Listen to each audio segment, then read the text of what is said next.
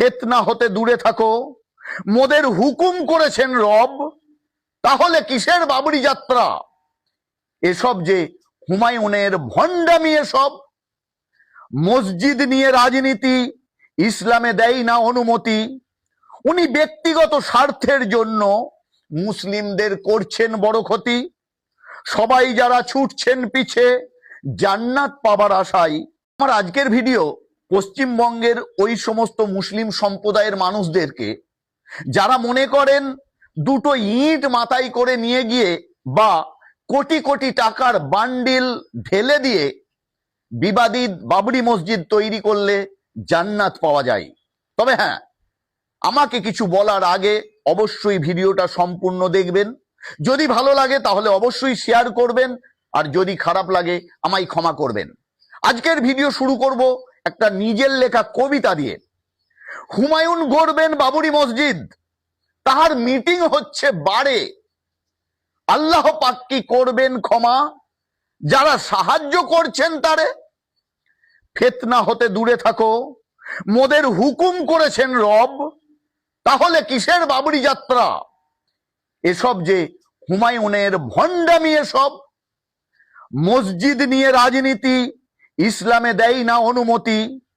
উনি ব্যক্তিগত স্বার্থের জন্য মুসলিমদের করছেন বড় ক্ষতি। সবাই যারা ছুটছেন পিছে জান্নাত পাবার আশায়, এত সহজে যাই না পাওয়া। বুঝিয়ে দিলাম মোর কবিতার ভাষায়। হ্যাঁ, আমি আপনাদের কাছে অনুরোধ করব, যদি খারাপ লেগে থাকে আমাকে ক্ষমা করবেন। তবে যদি মনে করেন কোটি কোটি টাকা খরচা করে বাবরি মসজিদ করলে জান্নাত পাওয়া যায়, দুটো ইট মাথায় করে নিয়ে গেলে জান্নাত পাওয়া যায়, তাহলে সমস্ত মানুষ পাপ করত আর দুটো ইট মাথায় করে বয়ে নিয়ে গিয়ে মসজিদ করত, কিংবা কোটি কোটি টাকা দিয়ে মসজিদ করে নিজেদের পাপ খেয়ানত করত। প্রকৃত ইসলাম কিন্তু এটা নয়।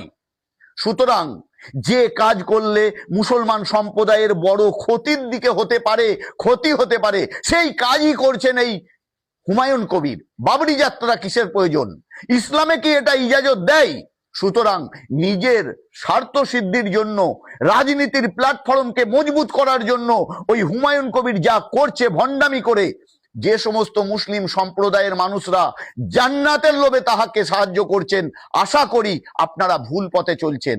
তবে সব থেকে ভালো আমাদের ক্রিয়েটার, আমাদের মহান আল্লাহ তাআলা, আমাদের রব জানেন। তবুও যদি ভুল হয় আমায় ক্ষমা করবেন। আর যদি মনে করেন আপনারা ভুল পথে চলছেন, তাহলে এখনো সময় আছে, ভুল রাস্তা থেকে ফিরে আসুন।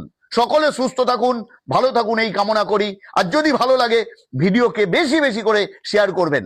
ধন্যবাদ।